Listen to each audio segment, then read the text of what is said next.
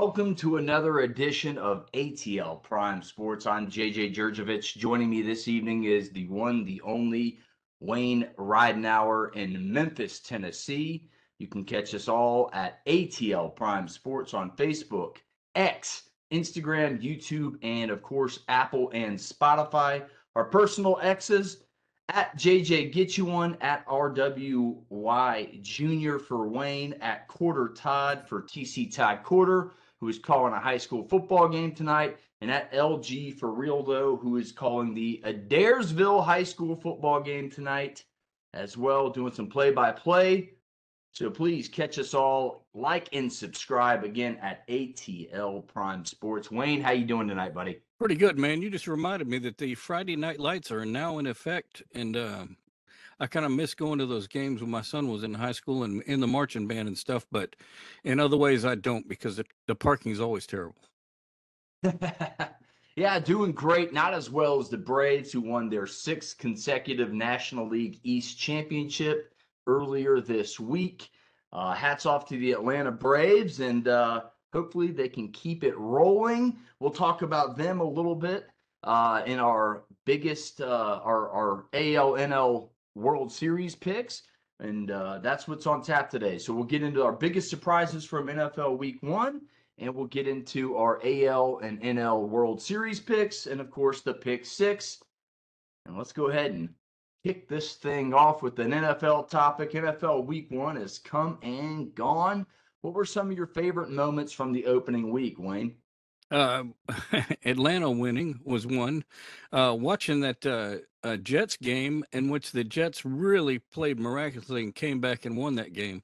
I don't think they played quite as well as Dallas did. So this next upcoming game this weekend is going to be something else.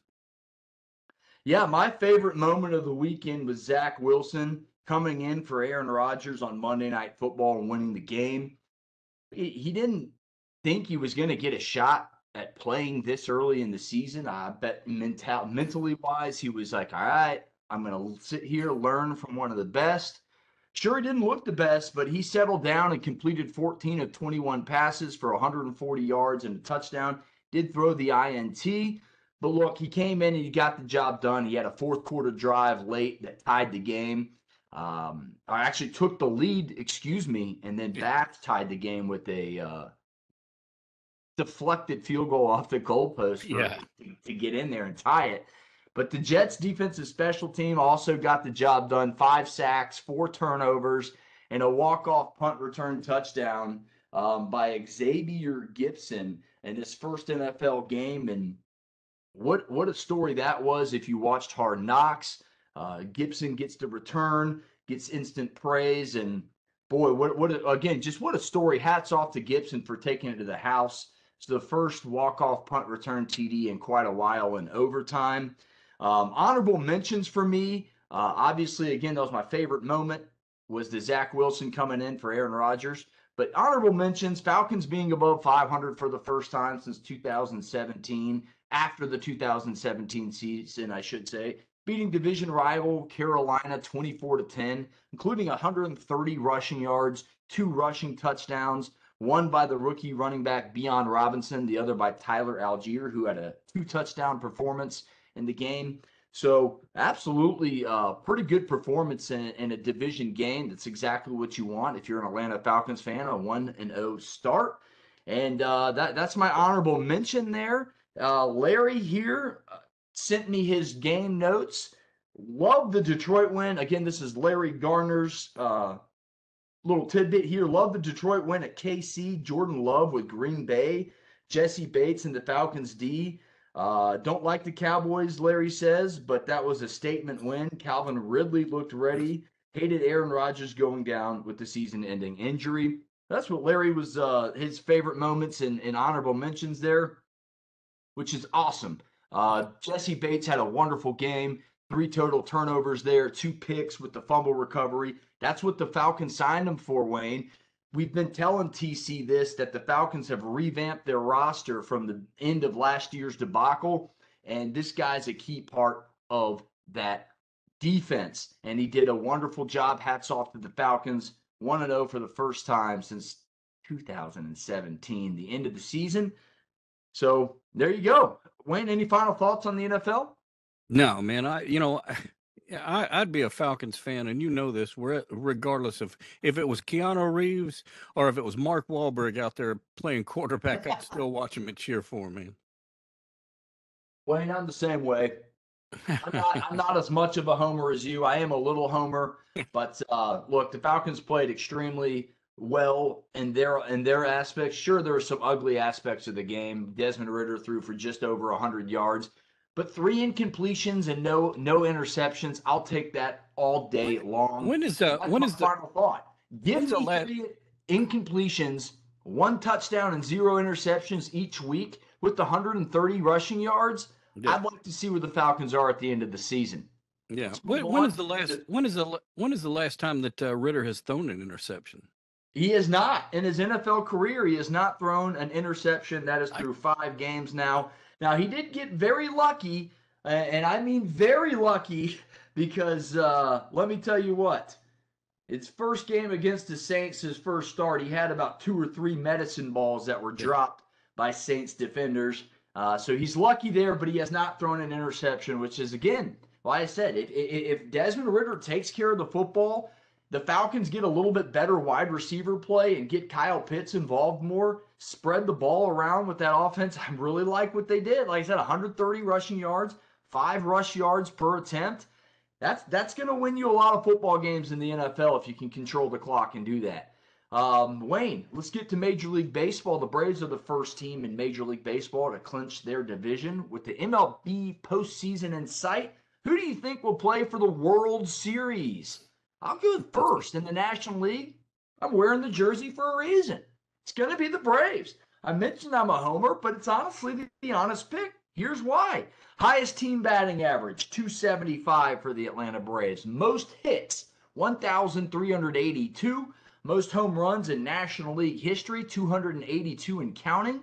You got Acuna Jr., Matt Olson, Austin Riley, and Marcell Ozuna all have 30-plus home runs. Ozzy Albies only needs 1 more to join that 30 club. That'll be 5 guys with 30 or more home runs on the team. Most RBIs in Major League Baseball, 824 as of right now, as we're filming this thing. Most first-inning runs in baseball. Franchise record for most home runs and most first run innings runs. I think I said that. Most runs in the first inning. That says way better. Falcons. Braves are doing great. Hats off to them for clinching the division. As I mentioned, I'm not doing as well as the Braves simply because that's 6 in a row. Look, in my lifetime, I think they got 20 NL East championships, maybe like 19, because I think 1 or 2 of those was in the NL West. But they have just absolutely dominated this division since my lifetime. And most of my life, I've seen the Braves win a division championship. Pretty crazy, isn't it, Wayne? Well, as far as who I think is going to be in the World Series, I would definitely love to see Texas and Atlanta play for that. That would be my favorite. And then my other favorite, it's like a second favorite, but just not as much, would be either Baltimore and the Dodgers, maybe, because both those two teams I think are hot right now. Yeah, so if the Dodgers made it, they would have to beat Atlanta in the National League there, and that would put Atlanta out. But I like your picks, Baltimore and LA or Texas and Atlanta. Those are both really good picks. And like I said, I'll continue on this Atlanta train and why I think they're going to be the representative for the National League. It's a World Series or bust mentality in that locker room. That's what Brian Snicker says. He quoted Ronald Acuna Jr. the other night, and I forget which site this was, but he says, "You're going to get to play in the World Series this time." They're hungry. They want it. I just mentioned most RBIs in baseball, Atlanta at 824, most first inning runs in baseball, which is also a team record for that same stat. Top 5 team in ERA at 390, 3.90. Number 1 in strikeouts, over 1,380 strikeouts for the team. They can pitch, they can hit, they can play defense, they can steal bases with the best of them. Atlanta's got a little bit of everything, and as long as they are healthy and moving towards postseason play, I like their chances in the National League. That's my only. It's World Series or bust for this Atlanta team, especially with that lineup that they have. Wayne, my my American League team, it's Tampa Bay. I think they're going to get hot. I think they've put the Wander Franco situation behind them. They have the most home runs in the American League, sitting right now at 211. Second most in RBIs in the American League at 752. So this team can hit. A 377 team ERA, good for second in Major League Baseball, led by Zach Eflin with a 353 ERA and a 14-8 record. So they can steal bases. 3 guys with 20-plus stolen bases on the season, and manager Kevin Cash knows how to get the most out of his players, as his guys have made the World Series in the last 3 years. They did in 2020, losing in 7 games to those Dodgers.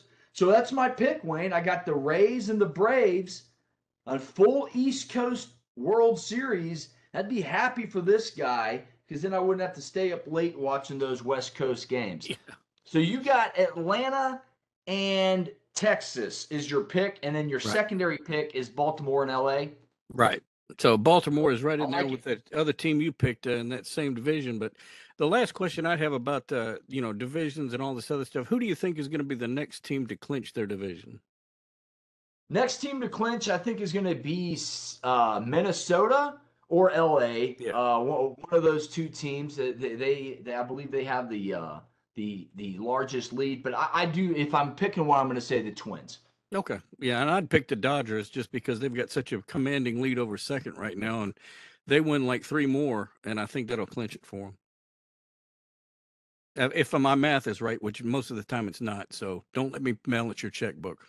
But yeah, no, Minnesota's got an 8-game lead. Baltimore and Tampa Bay are fighting for that last division spot. They're both at 91 wins right now. Tampa Bay's 1 game behind them. Houston's got a half-game lead over Texas. So, like I said, I think the next Milwaukee's got a 4.5-game lead over Chicago. That one could be decided. But the next one will be LA or Minnesota. Yeah. And whichever one happens first, it'll probably be LA. They got a little bit bigger lead. 13.5 games out there, out west, over the Giants and the Diamondbacks. Any final thoughts on Major League Baseball, Wayne? No, that is it. Well, let's go ahead and get to the nitty-gritty. It's pick 6 time, another short and sweet show right here on a Friday afternoon. Folks, if you like the content, please like, subscribe, follow us on Instagram, X, Facebook, and, of course, Apple, Spotify, and, of course, YouTube as well. ATL Prime Sports Pick 6. We pick 6 football games. Lines and spreads are from Monday per Caesars Sportsbooks. Remember, Monday's point spreads here. We have always done that. We will continue to do that. It helps us and hurts us in some situation. And right off the bat, it's going to hurt us. Help us. South Carolina 1-1 at number 1. Georgia 2-0. Georgia's 27-point favorites on Monday. Over/under on that one's 55. It's up to 27 and a hook. It got up as high as 28 and a hook, but we're at 27. Saturday, 3:30 p.m. on CBS. I'll tee this one off, Wayne. UGA leads the all-time series 54-19-2. Georgia will put its 20-game home winning streak and 19-game overall winning streaks on the line here versus South Carolina. The biggest key to me is South Carolina's O-line play has been extremely shaky. Really shaky. Gave up 10 sacks thus far, rushed for negative yardage versus UNC, so they didn't get a push off against that Power 5 opponent on the offensive line, giving the backs room to run. And that means Spencer Rattler's going to have to throw all over the place. Now, he's got South Carolina over 400 yards a game passing right now. Average-wise, it's like second best in the country or something like that. But UGA's got a pretty good defense. Well, they've shown that in the past. They're going to shut down that pass game, make you run in between the tackles and wear them down. I think the deal here is Mike Bobo gets an offensive weapon back and running back Dejon Edwards. Beck gets the offense going. Fans become happy with Mike Bobo again. I think the Dogs roll Wayne. I do. I think they'll win by 4 touchdowns. I'm thinking 35-7 right there, and that's your cover. Dogs, cover. What say you? Well, I can't help it, man. I feel like I must be hypnotized by the Beamer ball, or the spread is so big. It's almost like when they put candy out during the Christmas holidays. You can't resist it. So I'm going to have to take South Carolina in the points. Hey, it's not a bad pick. You know what I say? It's a lot of points. Georgia has not played up to standards on offense early on in the game, and if that happens, you may be in luck. TC goes Georgia covers. Larry also takes Georgia to cover. I'll get the records right before we get out of here, folks. So 3 Georgia covers, and Wayne, you got the South Carolina in the points. Game number 2, 5 o'clock p.m. on Peacock. Number 8, Washington 2-0 travels to East Lansing, Michigan to take on the 2-0 Spartans of Michigan State. Washington minus 16 favorites, over under 58. This one's tough to go with. Will Mel Tucker's situation be looming over the Spartans, or will they go out and perform? Wayne, what say you? I'm taking Washington to cover on this one, basically because I've picked Washington all year long, and I'm kind of thinking they're going to be the dominant force over on the West Coast. But Michigan State's kind of in some turmoil right now, and I can't see that that's not going to affect the game. I think it will affect the game, and so Washington to cover. I think we're all on the same page. Larry did the same. TC did the same. I'm doing the same. This is why, simple to me, Mel Tucker's situation will loom over these players. It's going to be a divided locker room. You're going to have some guys that liked Mel Tucker, some guys that didn't like Mel Tucker. Acting head coach will be longtime assistant / secondary coach Harold Barnett, his 15th year overall at Michigan State. Something must give here. Michigan State has a defense allowing right at 200 yards a game, 206 per game, while Washington leads the nation in passing yards per game with 472. I had to double check that like 6 times because I just didn't believe it. But 472, Wayne, is what they're averaging a game. So someone's got to give something. Michigan State did bring in Mark D'Antonio as a field advisor, so he'll be on the field. He will not have a headset in that game. But I like the Huskies and the duo of Penix Jr. and Rome Odunze. Penix is having a great start to the season, 57 of 78, 859 yards, 8 touchdowns to just 1 interception. Give me the Huskies. Game 3, Georgia Tech 1-1 at number 17, Ole Miss 2-0. Mississippi's 20-point favorites. Over under in that one, 63. This one helped us out getting it. Actually, this is the one that hurt us the most on Monday, because now that's down to about 17 and a hook, down to 16 and a half on some sites, depending where you get it. But again, we're at minus 20 on Monday, over under 63, 7:30 p.m. on the SEC network. Wayne, what say you? Well, listen, I fell for the points last time when Ole Miss was playing Tulane, and I'm not going to fall for it this time. Even though I'm probably not the biggest Ole Miss fan, I will go ahead and pick Ole Miss and then have to wash my finger afterwards. Well, I'll tell you what, the folks over there at the Rebel Walk are going to be happy with us. I'm taking the Rebels to win the game, but I think Georgia Tech will cover here. Here's why. Georgia Tech's got to stop Ole Miss's rushing attack. Georgia Tech has allowed over 211 rushing yards in its first 2 games. That's an average, obviously. If Georgia Tech can hold on to the football and limit Ole Miss's possessions by running the ball, they have a shot. Georgia Tech has one of the best running offenses in the country right now, 221.5 yards per game. I think Georgia Tech does that. I think they kind of stalemate the game a little bit, keep it close, just enough to cover. I think it'll be 38-24 Ole Miss. And like I said, Georgia Tech in the points for me, simply because Georgia Tech has been able to score this season. They did not score last season under Jeff Collins. They have been able to put the ball in the end zone, score from deep, score on long drives. They look pretty good. If they can get that defense under control, get a little push from the defensive line, maybe pressure Jackson Dart and Lane Kiffin's offense there. Maybe you'll see Georgia Tech outright win this game as a complete upset. But I'm going Georgia Tech in the points. I am going to be clear on it, though. I think Ole Miss will win by about 17 or 18. And I got it at 14 right now as the final score. But look, we were hurt by this spread going on Monday, so Mississippi's 20-point favorites. Larry is going Georgia Tech in the points as well, and TC went Ole Miss to cover as well. So we're divided on that one. Number 4, the first NFL game of the weekend. Packers 1-0 at the 1-0 Falcons. A bunch of unbeatens. Green Bay is 1-point favorites. Again, that's a Monday spread. Over/under on this one's 40.5. So if you're looking at the ticker, the Falcons are now 1.5-point favorites.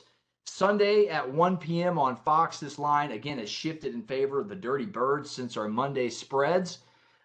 Green Bay's running back, Aaron Jones, wide receiver Christian Watson, and other wide receiver Romeo Doubs are all questionable with hamstring injuries, plus former UGA linebacker Clay Walker, who had a pick 6 in week 1 versus the Bears. He's in concussion protocol. He is questionable. I say Jones and Watson don't play, and it affects the game in the favor of the Falcons. Jones is one of the best running backs in the NFL over the last 4 or 5 seasons. That's a huge loss. I like the Falcons. I like the fact that they've rushed for 5 yards a clip in the first week. Dirty Birds by 7. What say you, Wayne? Oh, yeah, I'm taking the Falcons in the point. Yep, Falcons in the point. Falcons in the point we get it at. So that's pretty easy for you. Yeah, TC picked the Packers, didn't he? No, TC, let's see, did pick the Packers. Larry took the Falcons in the point as well. So TC with the Packers, Larry with the Falcons, you and I with the Falcons. Go to our 5th game of the week. The Seahawks 0-1 at the Lions 1-0. Detroit's 5.5-point favorites. Over/under in that one is 50.5. 1 p.m. on Fox. Wayne, what say you? Lions to cover on this one. I think they are still elated about that first win of the season, and I will always, always, always pick against Seattle. Well, I like the Lions to cover as well. Recent news came across the Seahawks are going to be without their 2 starting offensive tackles, Charles Cross and Abraham Lucas. Guys were supposed to protect Geno Smith, give him the time of day to sit back there, throw to DK Metcalf and Tyler Lockett. I like the Lions. The energy's there. They're expecting a sellout. They're not going to disappoint these home fans. Lions by a touchdown.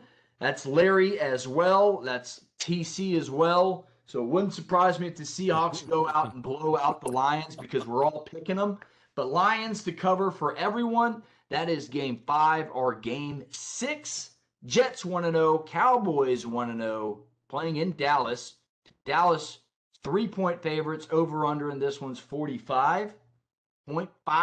4:25 p.m. on CBS. The current line, Dallas minus 8.5 due to the Rodgers injury. But again, we get it in on Monday. And this one helps us. This is a soft toss, if you ask me. Cowboys' best defense from week 1. Most points in week 1 thanks to the defense and special teams unit. It's easy. Dan Quinn, defense gets after it. I think they force a couple turnovers.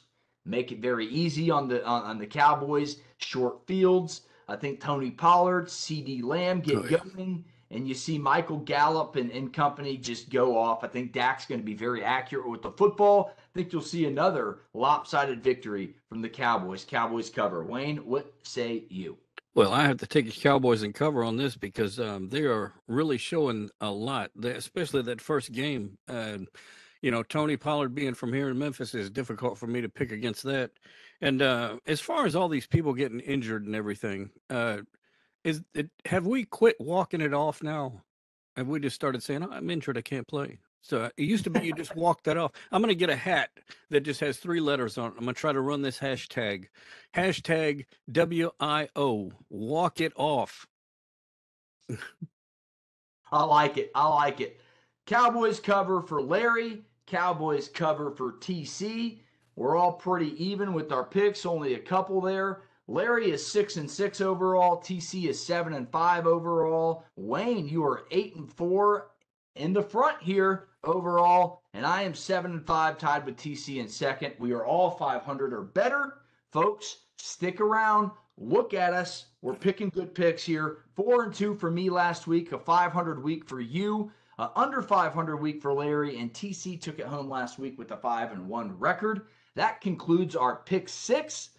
Folks, if you like the content, please like, please subscribe. Well, again, YouTube, Apple, Spotify, X, Instagram, Facebook. I think I got them all. We talk about sports every day from a national down to an Atlanta perspective. We have a little fun with it. Our final thought of the night, Wayne, I'll let you take it off, man. Well, I just got back from a vacation out in Colorado, and my final thought is, if you go on vacation for 7 days or more, it just makes coming home that much better, because I am very glad to be back in my own bed instead of those hotel beds. It's always good to get back on your bed. My final thought of the evening is, trying to think here. Should I go with? I'll go with it. I'll go with the Dogs. Dogs versus Carolina. I'm looking forward to it. It's a fun rivalry. I know it's the 27-point favorites and this and that, but it's always a good, fun rivalry. Georgia versus South Carolina. SEC play, SEC opener. I'm looking for the Florida-Tennessee game. Basically, it's college football. Right. Looking for college football this weekend. Having a lot of fun with the NFL and fantasy football. And then I do want to get a couple of Larry's points in here as final thoughts. He does have the Braves versus the Orioles in the series, and he does say that he does not like the Braves' chances if they have to face the Phillies in the LCS or a 7-game series in general. And he says Houston is a threat as well. And he also says his final thought is, let me scroll down to it, what Deion Sanders is doing in Colorado, and Wayne was able to see this firsthand during his trip there, should not be a surprise to anyone. He has been a winner everywhere he has been. What people don't like about it is the fact that he is a flamboyant winner. He talks the talk, but he backs it up with wins. Former Raiders owner Al Davis had a slogan that stated, "Just win, baby." And as long as Coach Prime keeps winning, it won't be long before he is standing with the national championship trophy in his hands. It just may not be with Colorado. Ooh. That's Larry's final thought. I'm JJ for Wayne in Memphis. Thanks for listening to ATL Prime Sports. We'll see you next week. Get you one.